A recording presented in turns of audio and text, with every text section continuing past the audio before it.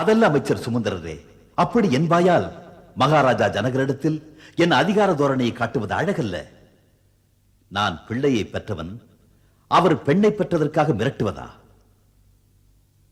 ராமன் ஒரு கணம் என்னை பிரிந்திருந்தாலும் அதை தாங்க முடியாமல் நான் தவித்த தவிப்பு நானே அனுபவப்பட்டிருக்கிறேன்.